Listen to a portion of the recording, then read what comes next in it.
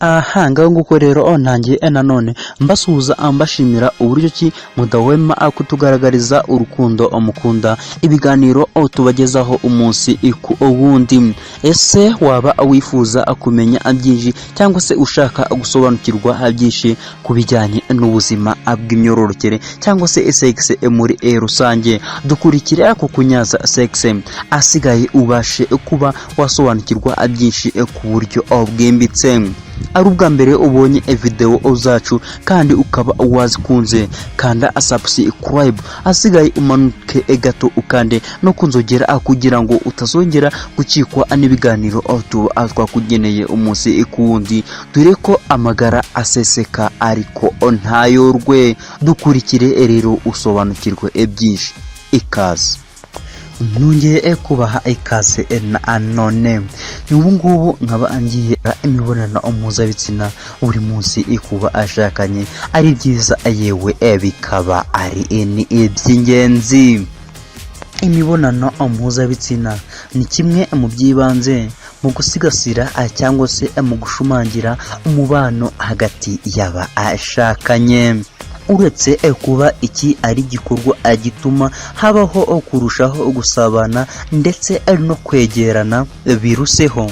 Burya imibonano mpuzabitsina hari indwara zirinda umuntu zimwe na zimwe mu gihe abikora buri munsi, nk'uko byemezwa n'abahanga mu bijyanye n'ubumenyi bw'imiterere n'imikorere y'umubiri wa muntu. Twifashishije ubushakashatsi butandukanye, twakusanyije zimwe mu mpamvu z'ingenzi zigaragaza ko imibonano mpuzabitsina ari ingenzi by'akarusho iyo ikozwe buri munsi. Bihuse rero reka aduhere ku mwanya wa mbere. Ibyago byo kurwara kanseri ya prostate biragabanuka. Twifashishije ubushakashatsi bwakozwe n'abanyeshuri biga muri Harvard University, bwagaragaje ko abagabo bakora ejaculation incuro nyinshi, nyamara aba bagabo amahirwe cyangwa se ibyago byo kuba barwara kanseri ya prostate bigabanuka ku kigero cya 22%. Twihuse reka tunyarukire ku mwanya wa kabiri. Birinda kurwara ibicurane ni inkorora. Nk'uko bigaragara mu bushakashatsi bwakorewe muri kaminuza ya Wilkes, umuntu ukora imibonano mpuzabitsina byibura akasohora abasirikare benshi bahangana n'ibicurane ndetse n'inkorora.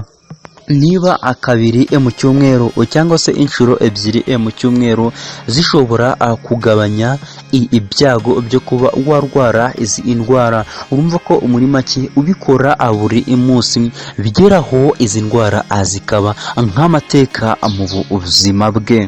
Twibuse reka tunyarukire ku mwanya wa gatatu. Umuntu ahorana itoto. Burya ngo umuntu ukora imibonano mpuzabitsina buri munsi umubiri uhorana itoto, nk'uko bigaragazwa n'umushakashatsi akaba n'umuganga w'indwara zifata ubwonko wo muri Scotland, David XX. Ku mwanya wa kane. Ububabare mu gihe cy'imibonano mpuzabitsina ahora agabanuke, nk'uko ubushakashatsi bubigaragaza kandi bukabigarukaho cyane. Nk'uko no mu kandi kazi ibigenda, ikintu uyo uri kukimenyera ugeraho ukumva ari ibintu byawe koko. N'imibonano mpuzabitsina nabyo rero nuko, kuko ahanini mbahaye nk'urugero umukobwa w'isugi ndetse n'umukobwa wabikoze kenshi, ububabare biba bitandukanye, amahirwe yo gusama ariyongera. Aha rero akaba ari ku mwanya wa gatanu. Ubushakashatsi ku bijyanye n'uburumbuke ndetse n'ubugumba bivuga ko umugore uko akora imibonano mpuzabitsina buri munsi bituma ashobora gusama byihuse. Urumva ko muri make iyi nayo ari imwe muri izo mpamvu. ku mwanya wa gatandatu ari nawo turaba dusorejeho ikiganiro. Bigabanya umuvuduko no guhangayika. Abantu benshi ahanini bishwe n'umuvuduko w'amaraso ukabije, ariko urumva ko nguhaye umwe umuti ushobora kuba wakurinda kugira umuvuduko w'amaraso ukabije. Ubushakashatsi rero bwakozwe muri 2005 bugaragaza ko abantu bakora imibonano mpuzabitsina bagira ubushobozi bwo kurinda ubwonko bwabo kunanirwa no guhangayika ugereranije n'abandi. Urumva ko muri make ibi ngibi bishobora kuba byarinda umuvuduko w'amaraso.